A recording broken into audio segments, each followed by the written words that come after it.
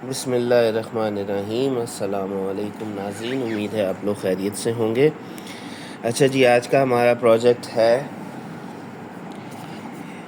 Gear lever का जो एक स्पेशल पार्ट है जो कि कंसोल के अंदर लगा होता है वो। ठीक है, इसको मैंने बिल्कुल डिसमेंटल कर लिया हुआ है। ये इस तरह होता है, इधर एक ग्लास लगा होता है जिस पे ये लिखा होता है PRND2L। ठीक है, ये ग्लास भी काफ़ी जिसे कहते हैं ना डैमेज है। इसके ऊपर पीछे मैंने किसी ज़माने में टेपें लगा के ये ब्लैक कलर जो था ना इसको पूरा किया था, वो बेसिकली फेड अप हो गया था, लेकिन अभी फिर से कुछ जगहों से फेड अप हुआ हुआ है, तो इसको भी मैं ठीक करता हूँ। खैर, इसके ऊपर ब्राउन कलर का जो विनाइल लगा हुआ था वो मैंने उतार दिया है। अब इसको साफ़ करेंगे अच्छी तरह और इसको गाड़ी में इंस्टॉल करेंगे। साथ ये जो गियर लीवर है ना उसका हैंडल वो भी मैंने उतार लिया है, इसको भी मैंने साफ़ किया है। इसका भी मैंने थोड़ा सा मैं चाह रहा हूँ इसकी भी शक्ल थोड़ी सी बदलें, तो इट्स एन एक्सपेरिमेंट। दिल चाह रहा है मेरा कि यही वाला जो है ना विनाइल रैप ये इसके ऊपर पूरा लगा दिया जाए और इस जगह पे ना ब्लैक लगा दिया जाए और उसके ऊपर गोल्डन फॉन्ट से ये ओवर ड्राइव और ऑन ऑफ लिख दिया जाए। और ये जो बटन्स हैं ये भी ब्लैक कर दिए जाएँ, ये वाला बटन भी, ये जो गियर शिफ्टर बटन होता है, और ये वाला भी, इन दोनों को भी ब्लैक कर दिया जाए। तो चलें शुरू करते हैं। सबसे पहले ये जो इसके अंदर गियर लीवर के अंदर ये जो स्लाइडर है ना इसको रिपेयर करना है। ये गया है टूट, पहले ही टूटा हुआ था,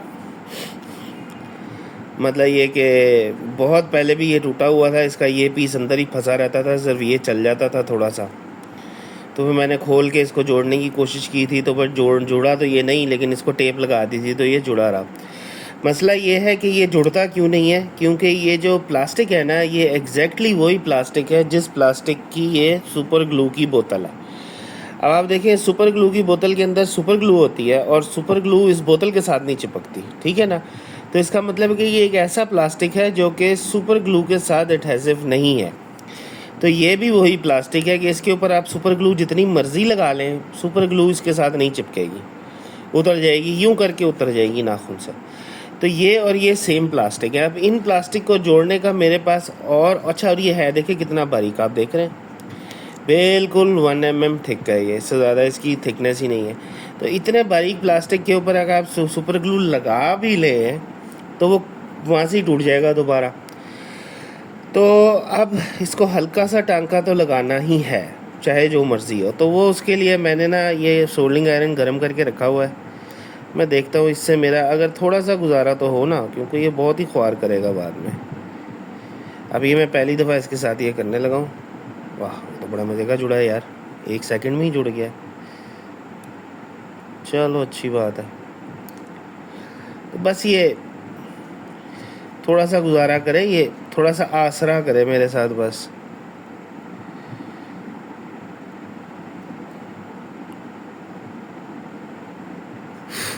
शुक्र है कर लिया जी इसने आसरा थोड़ा सा। अच्छा, अब इसको दूसरी साइड से भी जोड़ना पड़ेगा, दोनों तरफ से ही इसके साथ ये करना पड़ेगा। और फिर इसके ऊपर भी ना हम विनाइल रैप ही लगाएंगे इसकी गंदगी को छुपाने के लिए। ये देखें,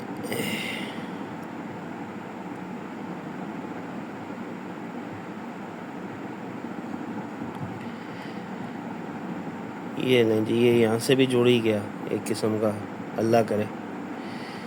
और यहाँ से भी इसको जोड़ते हैं।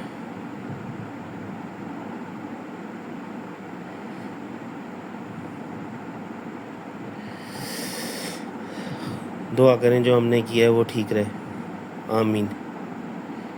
अच्छा जी, अब ये हमने जोड़ लिया। अब इसके ऊपर भी ना विनाइल रैप ही लगाएंगे, ठीक है। और रेड वाला लगा देते हैं ब्लैक के बजाय, कुछ रेड ब्लैक हो जाएगा ना, अच्छा लगेगा। अच्छा, अब ये काम भी हो गया।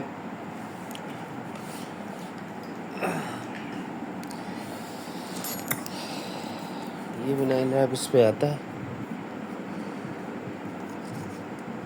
चौड़ा है। चलो दूसरा पीस देखें, एक ये भी पड़ा है। हाँ, ये विनाइल रैप इसके ऊपर लगा देते हैं।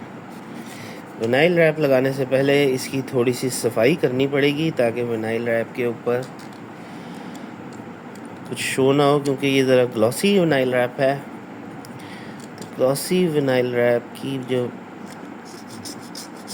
बेस होती है ना, वो ज़रा साफ। लो, ये टूट गया।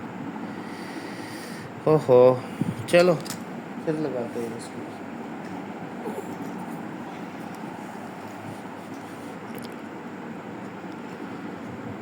ये काम ही ऐसा, क्या करें, ज़्यादा रिस्क भी नहीं ले सकते, क्योंकि ये पीस तो कहीं से नहीं मिलेगा ना। वैसे ये बनाया जा सकता है पीस, ऐसी बात नहीं है। इस तरह का कोई मटेरियल ढूंढ के ना, इस तरह के बड़े मटेरियल होते हैं। मैं काफ़ी देर से दिमाग लड़ा रहा था कि कुछ है मेरे पास ऐसा। एक्चुअली आपको मेरी वीडियोस देख देख के अंदाज़ा तो हो ही गया होगा कि मैं मार्केट से जाके कुछ चीज़ लेके आने के बारे में ना बहुत ही सुस्तुल वजूद हूँ। मतलब ये कि मेरा मूड नहीं होता इस तरह का काम करने का। मेरा होता है कि जो मेरे पास घर में चीज़ अवेलेबल है ना, उसी के साथ मैं काम चला लूँ। जैसे कहते हैं ना, जुगाड़ लगाना। तो बेसिकली मेरे कामों में ज़्यादातर जुगाड़ ही होते हैं। तो जुगाड़ के मामले में मैं बहुत, जिसे कहते हैं ना, हर चीज़ में काम कर लेता हूँ और मेरा काम चल जाता है, अल्लाह का शुक्र है। तो खैर, हम अपने काम पे वापस आते हैं। और इसको जो है ना, क्योंकि ये काफ़ी देर बाद लगना है गाड़ी, मतलब चीज़ में पहले सारे काम होने, तो इसको हम पहले सिक्योर ही कर लें। रैप लगाते हैं ऊपर, काम ख़त्म। फिर नेक्स्ट स्टेप उठाते हैं।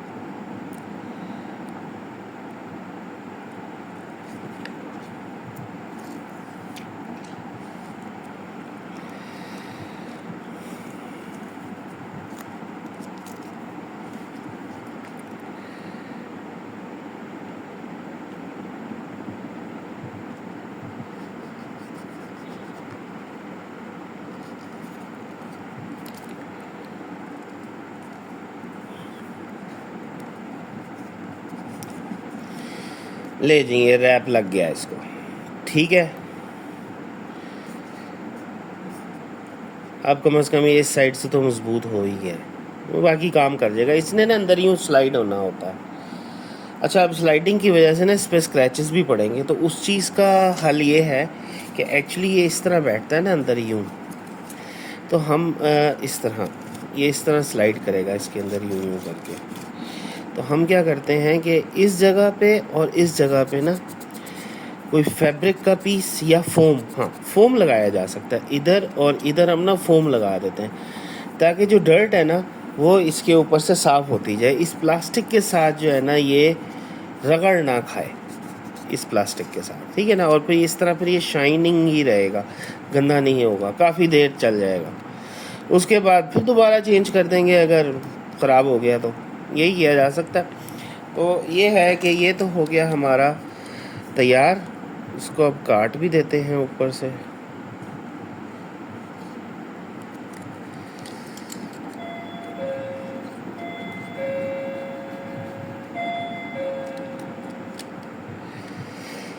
हो अच्छा जी, ये फिनिशिंग वाले काम जो है ना, ये होते रहेंगे, ये कोई इतना बड़ा मसला नहीं है। अच्छा, अब इसके ऊपर विनाइल रैप लगाना है हमने ब्लैक, लेकिन जो हमारा मेन काम है ना वो है ये। इसके ऊपर मैं सोच रहा हूँ विनाइल रैप लगाने का। अब ये सारे विनाइल रैप्स ही हैं जो लगाने हैं। तो ये वाला विनाइल रैप इसके ऊपर यूँ लगाऊंगा मैं इस तरह। अब ये कट पीस जो हैं कहीं ना कहीं तो यूटिलाइज़ करने हैं ना, तो इसी तरह इन्हीं चीज़ों पे यूटिलाइज़ कर देते हैं ये पिछले सामान में से बचे हुए। ठीक है, एक ये हो गया, इस पे लगाना है। और इस पे ब्लैक पे लगाना है। चले ठीक है सर, मैं अब ये है कि ये चीज़ें लगा के ना तो फिर आपको जो है ना सारा कुछ दिखाता हूँ, ठीक है। तो उस वक्त तक के लिए वीडियो को हम पॉज करते हैं। अच्छा जी नाजरीन, ये देखें ये हमने तैयार कर लिया, ठीक है। इसके ऊपर हमने वो लगा दिया मैट वाला विनाइल रैप और इस जगह पे ग्लॉसी रेड, ठीक है। और बाकी ये शीशा भी अंदर डाल दिया और ये हमारा तैयार हो गया है, ठीक है। इसके अलावा ये देखें ये भी हमने एक तैयार कर लिया। ये देखें इसके ऊपर ओवर ड्राइव और ऑन ऑफ भी लिख दिया। ये बटन रेड कर दिया क्योंकि ये ब्लैक था। पहले मैं ये सोच रहा था इसको भी ब्लैक कर दूं, लेकिन अब ये रेड कर दिया, ये ब्लैक कर दिया, ये वाला बटन ब्लैक कर दिया, बाकी पूरा कंप्लीट रेड कर दिया। और ये जो पीछे इसका अंदर कनेक्शंस है ना इस बटन के, उसका जो कवर था उसको भी ब्लैक कर दिया। ये भी तैयार हो गया है और ये दोनों चीज़ें जनाब हमारी कंप्लीट हैं। अब थोड़ा मैं इसको दोबारा खोल के लाया हूँ इस फ्रेम को स्पीडोमीटर के। उसके पीछे रीज़न ये है कि ये वाली जो साइड्स है ना, ये वाली और ये वाली, इनके अंदर स्पीडोमीटर की जो वार्निंग लाइट्स होती हैं उनका रिफ्लेक्शन आता है। तो मैं सोच रहा हूँ इस जगह पे और इस जगह पे मैट ब्लैक विनाइल का पीस लगा दिया जाए, इधर भी और इधर भी, ताकि उसका रिफ्लेक्शन जो है ना उधर ना आए। थोड़ा सा मैट ब्लैक का विनाइल पीस इधर भी लगेगा क्योंकि यहाँ रेड बहुत ज़्यादा हो रहा है, ये ज़्यादा रेड यहाँ बुरा लग रहा है, तो ये भी मैं करूँगा। तो अब मैं ये काम करने लगा हूँ, उसके बाद इन तमाम चीज़ों की जो है ना गाड़ी में हम फिटिंग करेंगे, ठीक है। तो फिर इंशाल्लाह फिटिंग करते हुए मैं फिर वीडियो को कंटिन्यू करता हूँ, ठीक है। ओके जी नाजरीन, ये देखे मैंने इसको सेट कर लिया, इधर भी मैंने पीस लगा दिया और इधर भी पीस लगा दिया। अब ये जो हमारी जो लाइट्स है ना, इनका रिफ्लेक्शन इधर नहीं पड़ेगा, ठीक है। मैं लाइट्स बंद कर दूँ। अच्छा, दूसरा मैंने जो इधर पीस लगाना था वो भी मैंने लगा दिया, ये देखें। और मैंने ये जो इसका डायल है ना, इसके जो ग्रूव्स हैं उनके अंदर गोल्डन कलर भर दिया है और ऊपर 1 2 3 भी लिख दिया है इसकी सेटिंग के हिसाब से, ठीक है। तो और इसके अलावा ये मैंने फ़िट कर दिया। ये मुझे फ़िट रात को ही करना पड़ा क्योंकि इसके बगैर गाड़ी नहीं ना चल सकती, तो गियर चेंज करना होता है। तो it was just a rod here, that's why. तो अब मैं इसकी जगह की ना सारी वैक्यूमिंग यहाँ से तो मैं कर चुका हूँ, इस एरिए से सारी वैक्यूम मैंने कर दिया है। अब ये है कि इस जगह पे वो जो सेंटर कंसोल है ना वो मैं लगाता हूँ, ठीक है। तो फिर इसको देखते हैं, फिर उसके अलावा फिर अब इस गाड़ी की पूरी सफाई करूँगा क्योंकि ये गाड़ी जो है काफ़ी अरसे से, क्योंकि इसमें काम हो रहा था तो मैंने सफाई की तरफ तवज्जो नहीं दी। मैंने कहा एक दफ़ा काम पूरा कर लूँ फिर इसकी जो है ना सफाई शुरू करूँगा।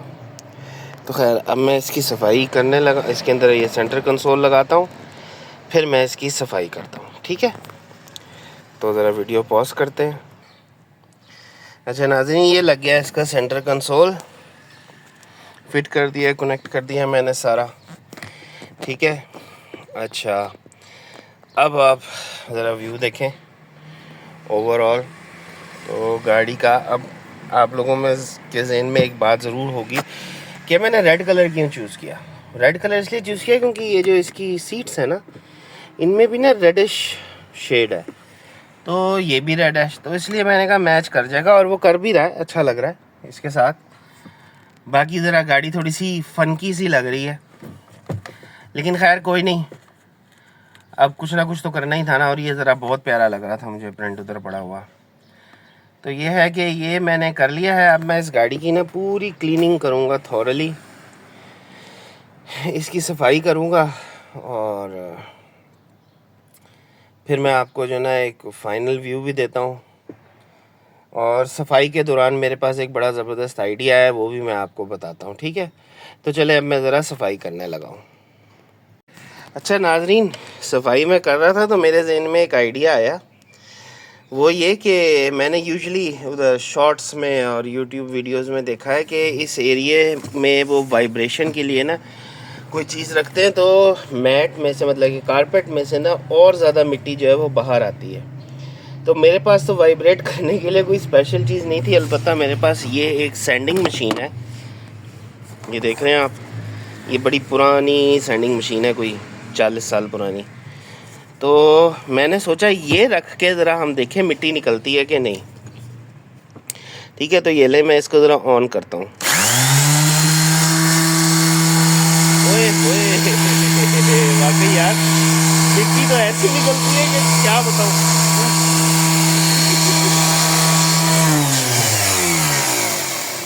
उफ, होए होए होए होए। नहीं सर जनाब, कामयाब बात है, सच्ची बात है, मिट्टी बहुत निकलती है। ये देखें कितनी मिट्टी इधर एलोकेट हो गई है, हालांकि मैंने अभी इधर इसकी सफाई की है। चलें एक दफ़ा फिर जैसे कहते हैं ना करके देखते हैं।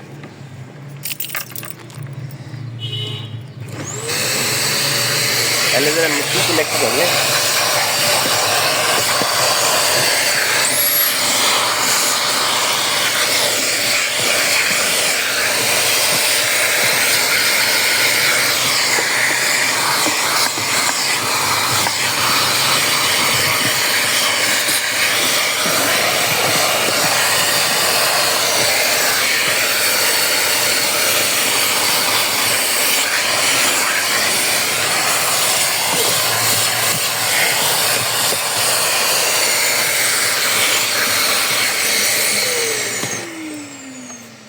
अब ये इसका एक्सीलेटर ऊपर रख देते हैं।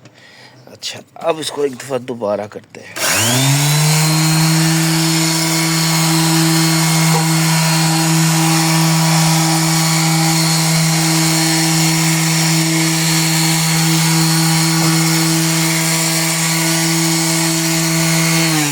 ओए ओए ओए ओए, बहुत मिट्टी है भाई। मिट्टी तो निकलती है जी ऐसे बहुत सारी, अंदर से कारपेट के अंदर जो ज़रात है ना वो बहुत निकलते हैं। लेकिन ये काम ना मास्क पहने बगैर नहीं करना चाहिए, क्योंकि ये तो इतनी फाइन डस्ट हो रही है कि जिसकी कोई हद नहीं। ये ना मुझे चीज़ें फिट करने से पहले करनी चाहिए थी सफाई, इस तरह की अगर करनी थी तो हर चीज़ मिट्टी मिट्टी हो जाएगी इस तरह। उफ, टू मच डस्ट। वैसे ज़रा मैं एक जगह और ट्राई करके देखूं क्या होता है। Let's try this on the seat. अच्छा, ये मैं आपको दिखा दूं, इसके नीचे ना ये रबड़ लगाओ। ये पता है कौन सा रबड़ है? वो जो वाइपर के आगे नहीं रबड़ लगा होता, घर में फिरने वाले जो वाइपर्स होते हैं, वो रबड़ है जो इसके ऊपर लगता है। ठीक है ना, वो बड़ा सॉफ्ट सा रबड़ है। इसके ऊपर फिर सैंड पेपर लगता है। खैर मैं इस पर ज़रा करके देखूँ क्या होता है।